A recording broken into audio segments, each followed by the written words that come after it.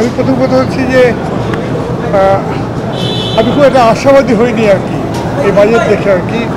বর্তমান যে বাস্তবতা, সেই বাস্তবতা নিরসনে যে সংকটগুলো রয়েছে, জনজীবনে যে সংকটগুলো রয়েছে, সেগুলো নিয়ে বিস্তারিত বিবরণে কী আছে আমি জানি না, কারণ আমরা তো সংক্ষিপ্ত বিবরণ দেখেছি আর কি।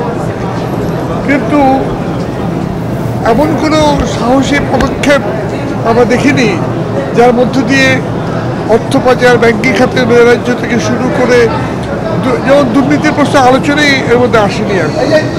এবং অর্থনৈতিক নৈরাজ্য, ব্যাংকিং খাতে যে নৈরাজ্য চলছে, এই বিষয়গুলো খুব একটা আলোচনার মধ্যে আসেনি আর কি। আর দায়টা মনে হলো আমার কাছে যে দায়টা জনগণের উপর রেখে দেওয়া হয়েছে, জনগণ নিজেরা সমাধান করুক, এই ধরনের একটা জায়গায় রয়ে গেছে বলে মানে আমার কাছে খুব অতীতের ধারাবাহিকতার সাথে খুব পার্থক্য কিছু নেই।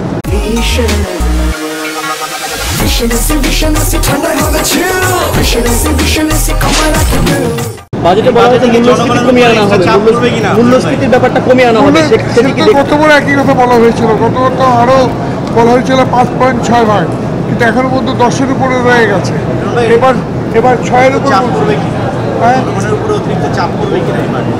বললাম তো জনগণের উপর দায় রয়ে গেছে। বললাম ভাই একটা প্রশ্ন, যে এটা কি আইএমএফ এর প্রেসক্রিপশনের বাজেটটা হলো কিনা, কারণ এখানে তো অনেক কিছু আইএমএফ এর প্রেসক্রিপশনে বিভিন্ন পদক্ষেপ নেওয়া হয়েছে। আমি বললাম যে ভালো বললাম যে সংক্ষিপ্ত বিবরণ, প্রায় 1 ঘন্টার মধ্যে সংক্ষিপ্ত বিবরণ, তার মধ্যে হয় বিস্তারিত এই বলে বোঝা যাবে না, বিস্তারিত পড়ে বোঝা যাবে কতখানি বিষয়গুলো আসছে। তবে এটা আমরা জানি যে আইএমএফ এর শর্ত পূরণ করা ছাড়া এই বাজেট করা যেতে পারেনি।